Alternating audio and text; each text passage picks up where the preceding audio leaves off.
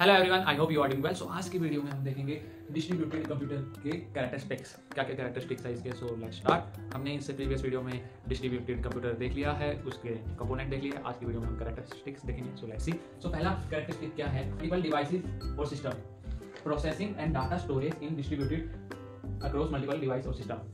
क्या होता है कि प्रोसेस और जो डाटा स्टोरेज होती है वो अक्रॉस मल्टीपल डिवाइसेस होती रहती है। जरूरी नहीं कि एक डिवाइस को मल्टीपल अलग अलग डिवाइस और सिस्टम के ऊपर होती रहती है। Then second, peer to peer architecture. Devices in distributed system can act as both client and server, as they can both request and provide service to other device system in network। क्या मतलब हो गया? देखो simple सा बताता हूँ। दोनों system ही होते हैं, ठीक है। इस सिस्टम को कुछ चाहिए, मतलब मान लो ये मार्कर चाहिए, तो ये एज ए क्लाइंट एक्ट करेगा और ये सर्वर, तो ये इसको दे देगा।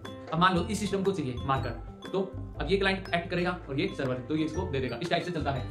देन शेयर रिसोर्सेज, नाम से क्लियर हो गया, आपस में शेयर करेंगे। अब जैसे इसको जब मार्कर की जरूरत थी तो इसने इस सिस्टम ने इस सिस्टम को दे दिया, तो ये क्या करें, आपस में शेयर कर रहे हैं रिसोर्सेज को। So resources such as computing power होगी, स्टोरेज हो गया, नेटवर्क हो गया, नेटवर्किंग हो गया, are shared among the devices in network. मान लो कि इस कंप्यूटर को कुछ स्टोर करना है और इसकी कैपेसिटी ऑलमोस्ट फुल हो चुकी है, तो ये क्या करेगा, कहेगा भाई तू ले, तेरे पास थोड़ी कैपेसिटी है स्टोर करने की, ये डाटा मेरा तू रख ले। इस टाइप से शेयर होते रहते हैं रिसोर्सेज। हॉरिजॉन्टल स्केलिंग, क्या मतलब हो गया? Scaling a distributed computing system involves adding more devices to network to increase processing and storage capacity.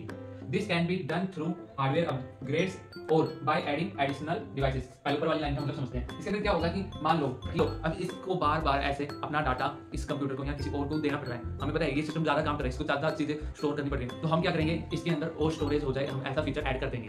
हम ऐसी चीज़ें इसको प्रोवाइड करवा देंगे कि जिससे कि मान लो आप छोटे उसके ऊपर काम करते हो, तो जैसे आपको कोई छोटा डाटा स्टोर करना है तो आपके लैपटॉप में हो जाएगा, आपके फोन में स्टोर हो जाएगा, परंतु आपको पता चलता है कि थोड़ा बड़ा डाटा है, मान लो कि 70 GB का है, तो आप क्या सोचोगे, बेटर है कि पेन ड्राइव ले लूं, पेन ड्राइव में वो स्टोर करके रख दूं। मान लो उससे भी बड़ा डाटा हो गया, 500 GB हो गया या 600 GB हो गया, तो आप सोचोगे कि यार ये पेन ड्राइव में भी नहीं रखा जाएगा, कई पेन ड्राइव में रखा जाएगा, इससे बेटर है कि आप हार्ड डिस्क ले लो, उसमें आप स्टोर कर लो 1 TB की। तो आप इस टाइप से करते हो, तो इसके अंदर ये है कि स्टोरेज की हो रही है, तो इसको दो टाइप से कर लेते हैं। This can be done by through hardware upgrade. मान लो कि आपके पास 64 GB की पेन ड्राइव है, परंतु आपको पता है कि 64 GB वाली इनफ नहीं है, तो आप क्या करोगे, 64 वाली हटा दोगे और उसकी जगह 128 वाली या 256 वाली लगा दोगे, तो ये क्या हो गया, हार्डवेयर अपग्रेड कर दिया आपने, है ना। एडिंग एडिशनल और डिवाइस को, चल 64 वाली रखी रहने दे तो एक काम कर 256 वाली और लगा दे इसके साथ साथ, तो आपने और डिवाइस भी ऐड कर दिए। So these are the characteristics of distributed system.